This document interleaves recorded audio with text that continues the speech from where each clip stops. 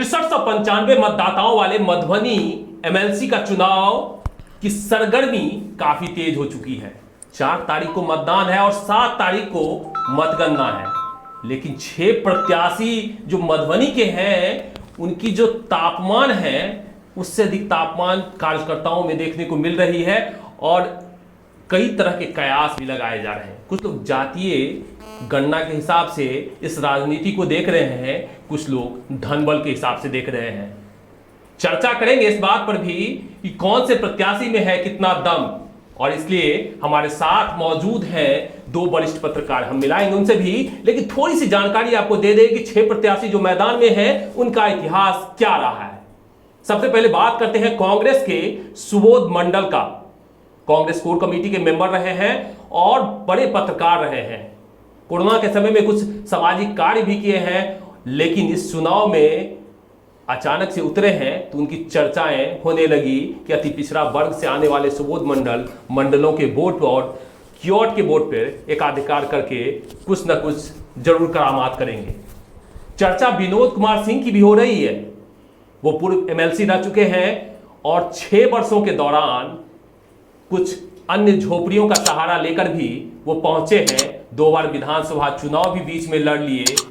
जब वो चुनाव हारे थे बीच में तो वो 2 बार चुनाव लड़े, लेकिन दोनों बार वो चुनाव जीत नहीं पाए और एक बार फिर से जदयू के तीर के सहारे यहां पे उतरे हैं एमएलसी का चुनाव लड़ने के लिए। चर्चा सुमन कुमार महासेठ की भी होगी, जो भाजपा के बागी उम्मीदवार माने जाते हैं। हालांकि वो वीआईपी से चुनाव लड़ चुके हैं, एनडीए का घटक दल था वीआईपी, उससे चुनाव उन्होंने मधुबनी विधानसभा से लड़ा। हालांकि चुनाव हुए नहीं जीते, लेकिन उन्हें लोग आरएसएस और भाजपा का अभी भी कोर कमेटी का सदस्य मानते हैं और बड़े उम्मीदवार के तौर पे देखते हैं। चर्चा मेराज आलम का भी होगा, जो राजद के खेमे से चुनाव लड़ रहे हैं। उससे भी अधिक चर्चा गुलाब यादव का होगा, क्योंकि गुलाब यादव हाल फिलहाल में ही चेयरमैन का जब चुनाव हुआ तो बड़े मतों के अंतर से एनडीए को पटकनी देने में कामयाब रहे और पंचायती राज व्यवस्था में 10 साल प्रमुख की भूमिका में रहे, इसलिए चर्चा उनकी भी होगी। कमल कुमार भंडारी थोड़े से नए हैं, चर्चाओं में कम रहते हैं, उनकी चर्चा थोड़ी सी कम हो सकती है, लेकिन 6 प्रत्याशी का भाग्य का फैसला करने के लिए मतदाता तैयार है। इस बात का चर्चा करने के लिए हमारे साथ में 2 वरिष्ठ पत्रकार मौजूद हैं। विजेंद्र जी, संजय कुमार जी, आप 2 नामों से जाने जाते हैं और काफ़ी ज़्यादा अनुभव रखते हैं। बड़े चैनल में, सहारा जैसे चैनल में एडिटर रह चुके हैं, सब एडिटर का काम कर चुके हैं, प्रोड्यूसर रैंक पे भी रहे हैं। और आप हैं कन्हैया ठाकुर जी, काफ़ी ज़्यादा जो मधुबनी की राजनीति है वो जानते हैं। इनसे चर्चा करेंगे कि मधुबनी की राजनीति में क्या एमएलसी चुनाव जातीय जनगणना के आधार से होगी। अभिषेक जी, जातीय आपने बड़ा ज्वलंत प्रश्न पूछा है और अभी जो वोटिंग सिनेरियो बन रहा है, चाहे वो विधानसभा का हो या एमएलसी का टिकट देने का हो या फिर एमएलए का टिकट देने का हो, टिकट वितरण जातीय आधार पर ही हो रही है। लोग भले ही विकास की बात करें, लेकिन जातीय टिकट वितरण में जातीय जनगणना देखते हैं। अभी कुछ ही दिन पहले, 2-4-5 दिन पहले एक व्हाट्सएप पर जातीय जनगणना वायरल हो रही है, जो मैं आपको बता रहा हूँ। मैं इसकी पुष्टि नहीं करता हूँ कि ये सही है। कुल 6395 वोटर, जिसमें अति पिछड़ा अनुसूचित जाति के 3185, यादव के 725, वैश्य के 465, मुस्लिम के 1115, ब्राह्मण के 640, राजपूत के 265। ये जातीय जो वोटिंग का आया है, इसमें यह बताया गया है कि कैसे जातीय हैं। नहीं, ये वायरल है, ये इसकी पुष्टि हम भी नहीं करते हैं। पुष्टि तो मैं भी नहीं कर रहा हूँ, लेकिन कहीं ना कहीं सच्चाई के अगल बगल हो सकती है, कुछ ऊंच नीच हो, क्योंकि इसमें बहुत ज़्यादा हमें कंट्रोवर्शियल लग रहा है, क्योंकि यादवों का जो वोट है वो सबसे अधिक है, तो इसमें थोड़ा सा कम दिखाया गया है। तो निश्चित रूप से कहीं ना कहीं कंट्रोवर्शियल। लेकिन सबसे बड़ी बात है, यदि जातीय आधार पर टिकट बंटवारा होता तो विनोद कुमार सिंह 100-125 के आसपास में राजपूत समुदाय का वोट है महज यहाँ पे मधुबनी जिला में, क्यों टिकट मिला? फिर विनोद सिंह को टिकट देने का मतलब जातीय आधार पर सिर्फ नहीं है। विनोद सिंह जदयू से टिकट लिए हैं और जदयू एक अति पिछड़ा दलित, इसका एक बड़ा समूह बनाए हैं नीतीश कुमार जी। उनको लगता है कि जदयू से टिकट जो मिलेगा वो पिछड़ा, अति पिछड़ा का उसको समर्थन मिलेगा। हालांकि ये सारी बातें पर्दे के पीछे है। पर्दे के आगे सिर्फ और सिर्फ विकास की बात होती है। कद्दावर नेता हैं झंझारपुर के ही संजय झा जी, उन्होंने भी कल ही बताया था, जानकी विवाह भवन में एक समारोह था, उसमें उन्होंने स्पष्ट कहा जो कि जो भी अभी मतदाता हैं वो विकास को देखें। 2025 तक ये सरकार रहेगी। इशारों में बताया कि सोलर लाइट लगेगी, पंचायत से ये काम होगी। डेवलपमेंट को अगर देखते हैं तो आपकी नैतिक जवाबदेही बनती है कि आप विकास करने वाले को वोट दें। मैं आपसे अभिषेक जी ये जानना चाहूँगा कि मंच पर नैतिक निष्ठा, ईमानदारी की बात होती है, क्या आपको लगता है कि इस चुनाव में नैतिक निष्ठा, ईमानदारी है? नहीं, ये चुनाव की चर्चाएं जब भी चुनाव समाप्त होता है तो बड़े धनबल की बातें आती है कि चुनाव धनबल के बदौलत यहाँ पे जीतते हैं एमएलसी का चुनाव। वो तो चर्चा होगी ही। इस चुनाव में भी अभी इनडायरेक्ट रूप से इसकी चर्चाएं होती है, लेकिन जाति कितना मायने रखता है उस पर हम चर्चा फिलहाल फोकस करना चाहते हैं। जाति मायने रखता ही है, और जाति किस हद तक मायने रखता है, चूँकि मधुबनी जिले के तमाम जगहों पर बहुत जगह हमारे साथी विजेंद्र जी गए हुए हैं। जाति पर कुछ अपना आप अनुभव बताइए कि जाति कितना मायने रखेगा इस चुनाव में। नहीं, एक चीज और हम आपसे जानना चाहेंगे, थोड़ा सा क्लियर कर दीजिए ना। जी जी। अति पिछड़ा समुदाय के 2 दावेदार हैं। सुमन कुमार महासेठ अति पिछड़ा से आते हैं, सूरी समाज से आते हैं। वैश्य का नारा उन्होंने दिया है कि वैश्य समुदाय से आते हैं। कांग्रेस वाले भी अति पिछड़ा और कांग्रेस अति पिछड़ा समुदाय से आते हैं। अब तीसरे दावेदार की भी मैं बात कर रहा हूं। तीसरे दावेदार नीतीश कुमार खुद को मानते हैं कि हम अति पिछड़ा समुदाय से आते हैं, लेकिन 2 दावेदार तो चुनावी मैदान में ऑलरेडी हैं यहाँ पे। तो कितना ये प्रभावित करेंगे ये दोनों जो भी हैं, जातीय इन्फ्लुएंस इनका अपना जो कास्ट है वहाँ तो ये प्रभावित हो सकते हैं। जैसे हमने विभिन्न जगहों पर समाचार प्रेषण के दौरान एक बात को पाया कि कुछ यादव लोग बता रहे थे कि हम तो यादव हैं, यादव को वोट देंगे, लेकिन जब उनसे पूछा गया आपके नेता कौन है, तो फिर यादव में विभक्त हो रहा था। कुछ कह रहे थे जो इस चुनाव में गुलाब यादव की पत्नी अंबिका गुलाब यादव हैं, या जातीय के रूप में उनको देखेंगे, तो फिर कुछ लोग बता रहे थे नहीं, यादव का नेता तो लालू यादव है। तो इस टाइप की बातें आती हैं, लेकिन जातीय बात आती है। सीधे नकार देना कि जातीयता नहीं होगी और बिना विकास पर वोट होगा, या फिर अभी जो नेता बता रहे हैं वो क्या बताते हैं, बतासा और सनपापड़ी बतासा और सनपापड़ी कितना प्रभावित करता है इस चुनाव को, ये तो आने वाला समय बताएगा। लेकिन मेरा अपना मानना है कि जातीय फैक्टर रहेगा ही।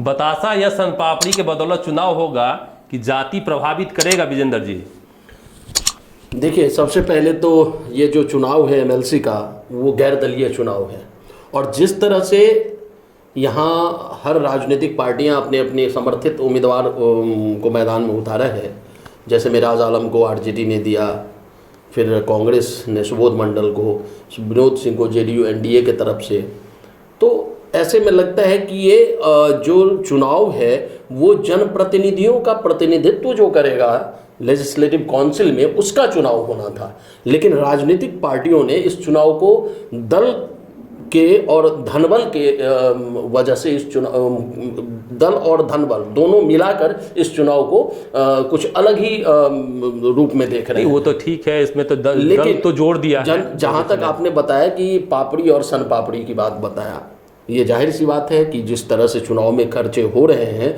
वो कमोबेश हर पार्टी के तरफ से, चाहे वो एनडीए के तरफ से हो, चाहे आरजेडी के तरफ से हो, चाहे वो कांग्रेस के तरफ से हो, फिर चाहे दोनों बागी उम्मीदवार जो एनडीए और आरजेडी के हैं उनके तरफ से हो, पैसे बहाए जा रहे हैं। सनपापड़ी भी खिलाई जा रही है, ऊपर से जो दक्षिणा है उसकी भी चर्चाएं जोरों पर है। कमोवेश मतलब पूरे 24 जो एमएलसी का चुनाव है वो लोग अब ये मानने लगे हैं कि ये चुनाव सीधे तौर पर धनबल का चुनाव है, जिसके पास जितना धन उसके पास उतना बल। इसलिए चुनाव आयोग ने इस की जो खर्च की सीमा है वो भी तय करके नहीं रखा है। मेरे ख्याल से चुनाव आयोग अगर इस पर खर्च का समय सीमा नहीं तय किया है तो आगे आने वाले समय में ये घातक हो सकता है कि कौन कितना पैसा खर्चा करेगा। तब तो जो जितना पैसा खर्चा किया वो एमएलसी बन जाएगा।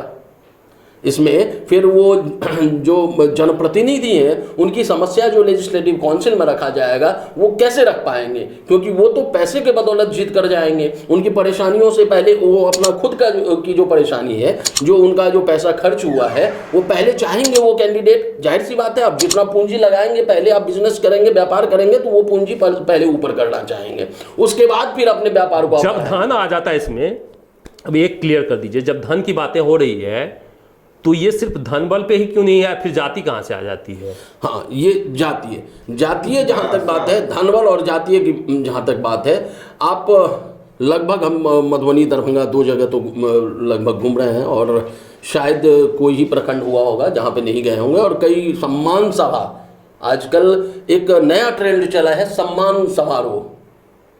भाई साहब, ये सम्मान समारोह आज से पहले नहीं था, ये अचानक सा सम्मान समारोह, और उस पाग और दुपट्टा का जो है चलन बढ़ गया। ये सम्मान समारोह, सम्मान उस जनप्रतिनिधि का कैसा, वो 6 साल क्यों नहीं उसको सम्मान थोड़ा सा जोर देते हैं इसमें, पंच और सरपंच को सम्मानित नहीं किया जाता है क्योंकि वो वोटर नहीं है। बिल्कुल, जबकि जनप्रतिनिधि है, क्योंकि पंच और सरपंच वोटर नहीं है तो उनका मान सम्मान नहीं, जबकि वो भी जनप्रतिनिधि हैं, वो भी उसी जनता से चुनकर के आए हुए हैं और उसी पंचायती राज व्यवस्था के एक अंग हैं। बावजूद जितने भी MLC चुनाव लड़ रहे हैं, जो भी कैंडिडेट लड़ रहे हैं, वो सिर्फ वार्ड मेंबर, मुखिया, पंचायत समिति, जिला परिषद, ये 4 मेंबर को ही सम्मानित कर रहे हैं, जबकि पंच और सरपंच ये उपेक्षित हो रहे हैं, उनका कोई सम्मान नहीं। अगर मान सम्मान की लड़ाई हो, मान सम्मान की बात अगर जनप्रतिनिधि करते हैं कि हमें मान सम्मान मिलना चाहिए, तो उनको लोभ लालच को त्यागना पड़ेगा। और ये जो MLC चुनाव लड़ रहे हैं, उस MLC वो चुनाव तो नेता वाला बात हो गया। हमको ये डिफाइन कर दीजिए ना, हमको अब कन्हैया जी आप हमको ये डिफाइन कर दीजिए वाली बात जो नहीं, वो थोड़ा सा डिफाइन हमको कर दीजिए, क्लियर कर दीजिए। जब पैसे के बल पे चुनाव हो रहा है तो फिर जाति कौन सा एंगल से घुसता है इसमें? जाति एंगल से घुसता है जब जो आका बैठे हुए हैं बाहर में, जो टिकट दे रहे हैं, वो जातीय कैलकुलेशन करके टिकट देते हैं। वहाँ जातीय कुछ फैक्टर आता है। जब लोग खड़े हो रहे हैं उस समय में जातीय कैलकुलेशन आता है। लेकिन यहाँ जो वोटर हैं वो नेताजी हैं, और नेताजी पूरे घाघ हैं। मेरा नेताजी से प्रणाम है, मैं आप पर कमेंट नहीं कर रहा, लेकिन मैं देखता हूं कि किस प्रकार सम्मान समारोह जिसकी चर्चा हमारे विजेंद्र जी कर रहे थे, उस सम्मान समारोह में क्या क्या होता है। उस सम्मान समारोह में पाग दुपट्टा के बाद, नाश्ता भोजन के बाद अगर पैकेट नहीं मिले तो वहीं पर नाराजगी आती है। कैसे पैकेट दिया जाता है उस तरह में आप लोग जानते हैं, मैं नहीं कहना चाहता। तो क्या बिना पैकेट का वोट देंगे? बिना पैकेट का वोट, पैकेट का तो चलन हो गया। अब जितने भी वोटर हैं, या इसमें तो निश्चित रूप में आम मतदाता, जनता ईमानदार है, इसमें नो डाउट। लेकिन जो मतदाता जीता करके अपने जनप्रतिनिधि को भेज रहे हैं, ये चुनाव, उसमें 90% नेताजी को बेईमान बना रहा है। 10% ऐसे हो सकते हैं, अब बाद में हो सकता है, जो अपना व्यक्तिगत इन्फ्लुएंस पर वोट दें।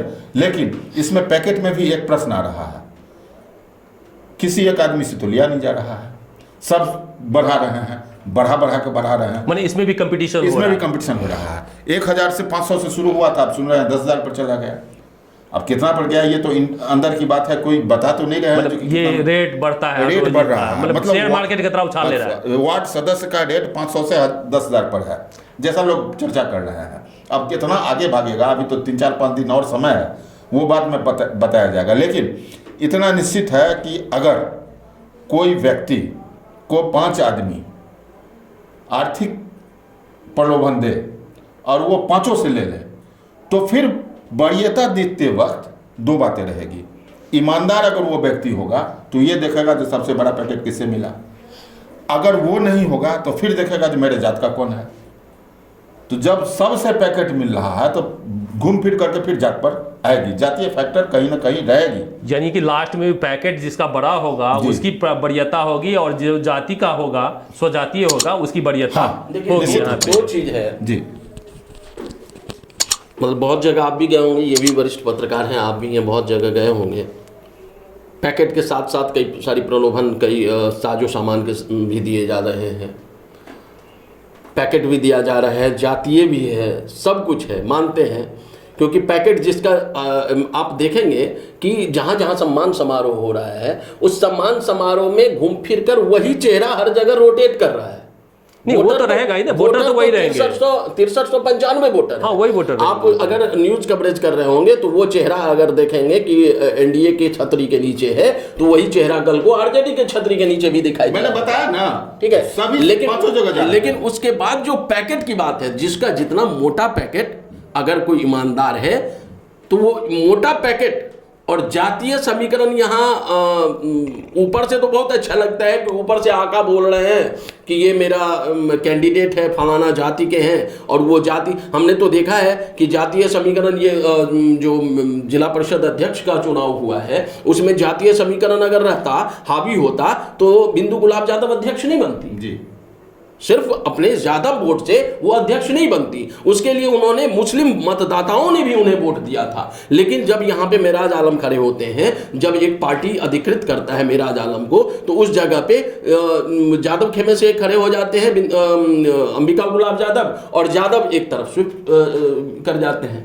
तो जातीय समीकरण कहीं ना कहीं हावी है। लेकिन ये इस चुनाव के बाद ऐसा लग रहा है कि कई पार्टियों में विखंडन, नहीं, उसकी चर्चाएं हम करेंगे फिर कभी किसी और वीडियो में, उसकी चर्चाएं हम करेंगे। फिलहाल तो चूंकि एमएलसी चुनाव पे हम लोग केंद्रित हैं, सभी जाति की चर्चाएं होती है। यादव का कैंडिडेट है, मुस्लिम का कैंडिडेट है, यहाँ पे अति पिछड़ा समुदाय और वैश्य भी कैंडिडेट है, लेकिन एक बड़ा वोट बैंक है ब्राह्मण का, लगभग 800 से 900 के बीच में है जो वोट बैंक है, एक बड़ा वोट बैंक है, उससे कैंडिडेट नहीं है। कितना मायने रखेगा इस चुनाव को, कितना प्रभावित करेगा ब्राह्मण मतदाता? अगर पिछले कई सालों से, विगत कई सालों से अगर देखें तो ब्राह्मण जो है पॉलिटिक्स में हाशिए पे चले गए हैं, इसको तो सब तकरीबन मानेंगे। नहीं, मैं नहीं मानूंगा। ब्राह्मण हाशिए पे चले गए हैं, ये मानना होगा। आप मानिए, मैं नहीं मानूंगा। बिल्कुल बिल्कुल, आप नहीं माने, लेकिन ब्राह्मण मतदाता की जहाँ तक बात है तो ब्राह्मण मतदाता के बारे में बड़ा कंट्रोवर्सी है। कोई प्रत्याशी के जो लोग हैं, कुछ प्रत्याशी के समर्थकों का कहना है कि ब्राह्मण प्रत्याशी जो हैं वो अंबिका गुलाब यादव के साथ हैं, कुछ का कहना है कि वो कांग्रेस के साथ है, कांग्रेस के कैडर वोट है कुछ उसमें से। लेकिन हकीकत जो मौजूदा 5-6 साल से देखा जा रहा है, ब्राह्मण बीजेपी के साथ है। और चूंकि यहाँ पर बीजेपी का कोई कैंडिडेट नहीं है, एनडीए का कैंडिडेट है, और जैसा कि बिहार में अभी चल रहा है जेडीयू वर्सेस बीजेपी, आप 24 एमएलसी चुनाव हो रहा है, 12 सीट पे बीजेपी लड़ रही है, रेस्ट पे जो है 11 पे जेडीयू है और 1 पे कोई और है। तो इस पे तानातानी चल रही है। जेडीयू वाले बीजेपी को वोट नहीं कर रहे हैं जो जेडीयू के समर्थक हैं, और जो बीजेपी वाले हैं वो जेडीयू को नहीं कर रहे हैं। और जेडीयू, आप मानते हैं ये बात, जेडीयू वाले बीजेपी को नहीं कर रहे हैं, बीजेपी वाले जेडीयू को नहीं कर रहे हैं? देखिए, जहां पर स्पष्ट रूप से इन्होंने कहा है कि जेडीयू वाले बीजेपी को नहीं कर रहे हैं, बीजेपी वाले जेडीयू को नहीं कर रहे हैं, मंच पर, पर्दे के सामने ऐसा कहीं नहीं दिखता है। लेकिन अंदर खाने की ये सच्चाई कहीं ना कहीं जदयू को और बीजेपी वाले दोनों को स्वीकार करनी पड़ेगी। तो विनोद सिंह 8 विधायक, 3 मंत्री, 2 सांसद, 2 एमएलसी के सहारे चुनाव लड़ रहे हैं, तो कहीं नजर है, आ रहे हैं कि नहीं आ रहे हैं? आ तो रहे हैं, अब दिख रहे हैं, लेकिन जितना बड़ा पावर बैंक उनके पास लगा हुआ है, जितना बड़ा पावर हाउस लगा हुआ है, पूरा मंत्री, सांसद, तमाम विधायक, मधुबनी में एनडीए का बहुत बड़ा क्षेत्र है। झंझारपुर से ही देखें तो नीतीश मिश्रा हैं, संजय झा मंत्री हैं, बगल में रामप्रीत पासवान हैं, सांसद हैं रामप्रीत मंडल। झंझारपुर लोकसभा से 3 मंत्री हैं। हाँ, तो इतने शीला मंडल जी हैं, तो इतने आदमी, शीला मंडल तो जदयू से भी है, जदयू से ही हैं, और इतने रहने के बाद तो अभी सिनेरियो ये होना चाहिए कि विनोद सिंह के आगे कोई नहीं दिखता।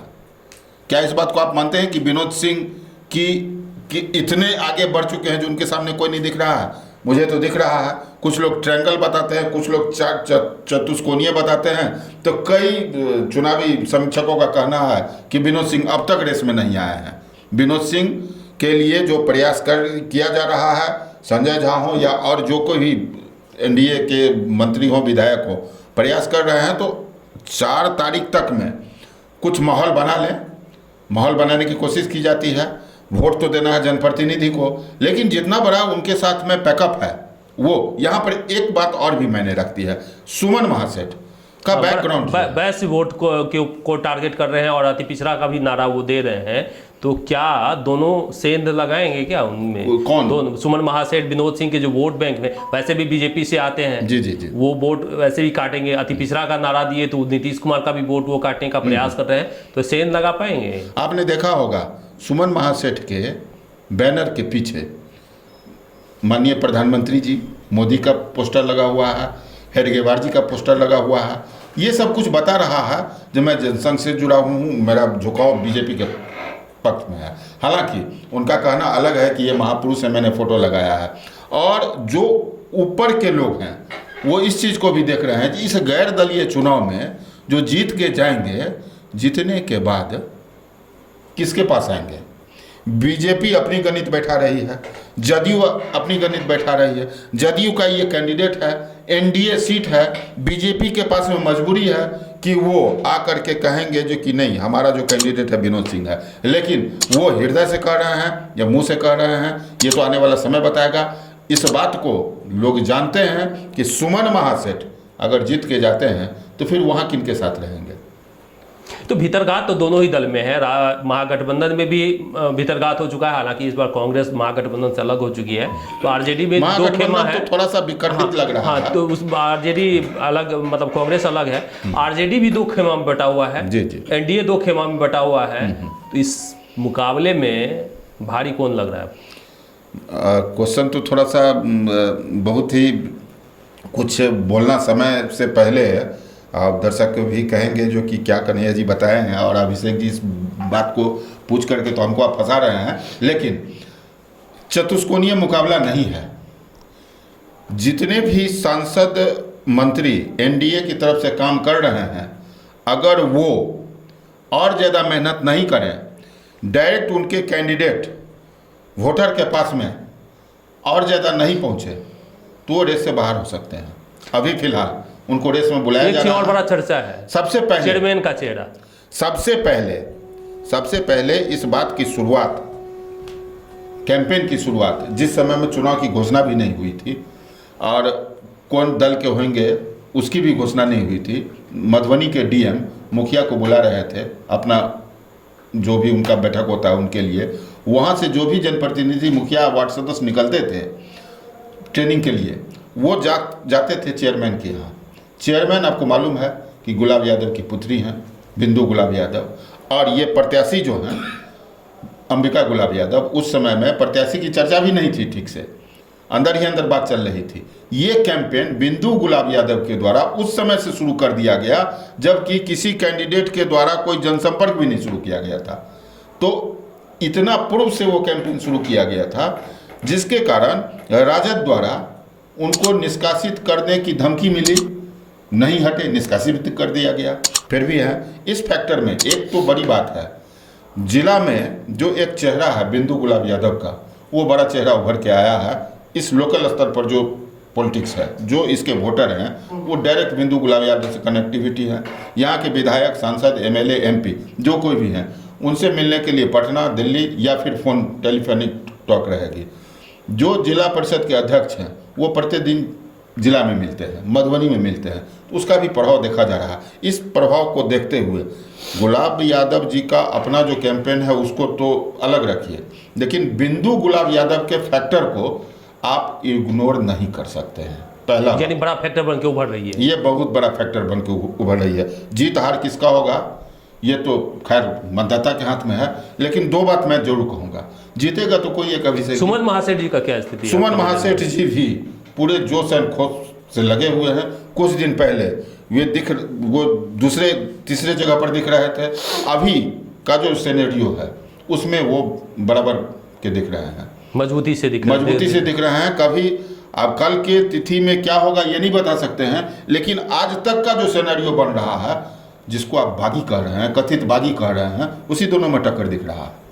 अब यानी निर्दलीय में दोनों जो पार्टी के उम्मीदवार हैं वो कमजोर नजर आ आपके? तीन पार्टी के उम्मीदवार हैं, तीनों सेकंड लेवल पर आ रहे हैं। अब इस तीनों में से कौन उभर करके प्रथम लेवल पर चले जाएंगे, बागी को पछाड़ देंगे, ये मात्र 2 से 3 दिन का मेहनत कम करेगा। वैसे जाल बिछाया जा चुका है, दाना भी छीटा जा चुका है, दाने की संख्या बढ़ाई जा रही है, लेकिन इतना अभिषेक जी सत्य है कि ये चुनाव जिस दिशा में जा रही है, जीतेगा तो कोई एक, 6 उम्मीदवार हैं, 6 में कोई एक जीतेंगे। घुंगड़िया के कोई हैं एनजीओ चलाने वाले, उनका नाम भूल रहा हूँ मैं, क्या नाम है उनका? कमलदेव भंडारी। कमलदेव भंडारी, वो भी उम्मीदवार है। उनका तो खैर जो भी जैसे भी हो, विनिंग जोन में तो अभी वो नहीं दिख रहे हैं। जीतेंगे तो इसी 5 में से कोई।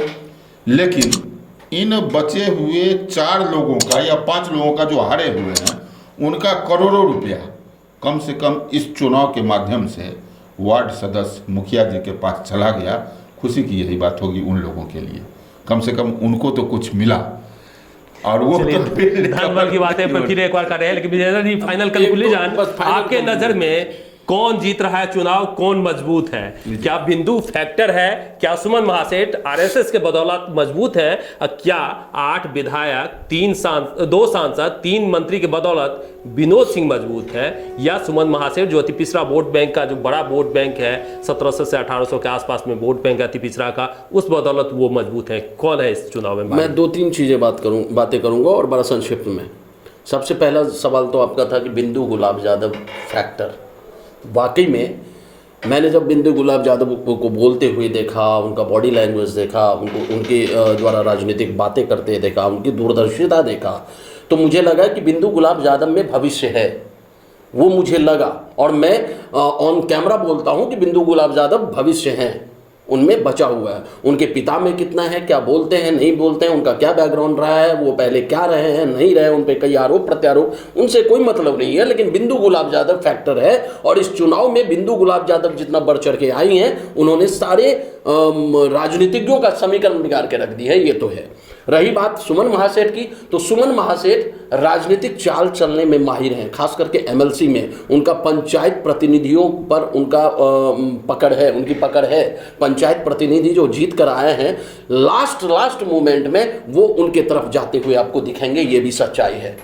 क्योंकि जिस तरह से बटोर के रखने वाली बात होता है, वो इस साइड में मतलब है तो 2 ही में मामला फंसा हुआ, दोनों निर्दलीय में अभी तक का जो आपके नजर में दोनों निर्दलीय अभी सिनेरियो जो है उसी दोनों में दिख रहा है। विनोद सिंह में इसलिए नहीं दिख रहा है कि विनोद सिंह के साथ मंच साझा करते हुए तो सारे नेता दिखते हैं, सब सामने में आते हैं, चाहे ऑन द कैमरा सब देखे कि नहीं सब साथ हैं, लेकिन अंदर से कोई साथ नहीं है, ये तय है। क्योंकि आरएसएस के नेता और बीजेपी के कई नेता सुमन महासेठ के साथ देखे जा रहे हैं। रही बात लास्ट फाइनल कंक्लूजन मैं करूंगा कि आखिर ये जनप्रतिनिधियों का चुनाव इतना ज़्यादा हॉट क्यों हो गया है और इसका दूरगामी परिणाम क्या होगा। तो मुझे जहाँ तक लगता है कि ये जनप्रतिनिधियों का जो प्रतिनिधित्व करने वाला चुनाव है, ये ऐसे नहीं होना चाहिए। मेरे ख्याल से ये चुनाव इस तरह का होना चाहिए, इस पे निर्वाचन आयोग का बड़ा ही पैनी नजर रखना चाहिए कि खरीद फरोख्त ना हो, वोटरों को खरीदा ना जा सके, इसलिए कि ये उन जनप्रतिनिधि की समस्याओं को रखने वाला चुनाव है जिनके साथ मान सम्मान, जिनके साथ सुरक्षा और सुरक्षा का भाव है, उनको लेजिस्लेटिव काउंसिल में कौन उठाएगा। हमारा एक सवाल और है कि जैसे एमपी एमएलए सबके साथ होता है, कोई सिलापट होती है तो उन पे उनका नाम अंकित कर दिया जाता है, जबकि ग्राम स्वराज योजना, ये जो पंचायती राज व्यवस्था है, उसमें अगर सबसे पहला सीरीज जो है वार्ड सदस्य का है, लेकिन वार्ड सदस्य की उपेक्षा की जा, हाँ भले ही अभी इलेक्शन का समय है, सब उनको माला पहना दे, पाग पहना दे, वो लेकिन 4 दिन की चांदनी और फिर अंधेरी रात, फिर वार्ड सदस्य अपने गए वार्ड सदस्य को कोई नहीं पूछता। बहुत कुछ है, वो है, लेकिन उनको कोई नहीं मान सम्मान की बातें नेता भी करते हैं, हम लोग भी करने लगे तो नेता से कम नहीं रहेगा। लिहाजा मैं ये कहूंगा कि इस पर निर्वाचन आयोग की पैनी नजर रहना चाहिए कि कौन कितना खर्चा करता है, ताकि ये जिस मकसद से ये चुनाव 2003 से शुरू हुई और लेजिस्लेटिव काउंसिल में जिसके इन लोगों की आवाज वहां रखा जाए, मजबूती से रखा जाए, तो ऐसे में जनप्रतिनिधियों को भी चाहिए कि धनबल ही नहीं, अपने स्वविवेक और कौन व्यक्ति अच्छा है, कौन आवाज उठा सकता है, सदन में उनकी आवाज बन सकता है, उस तरफ ध्यान देना चाहिए।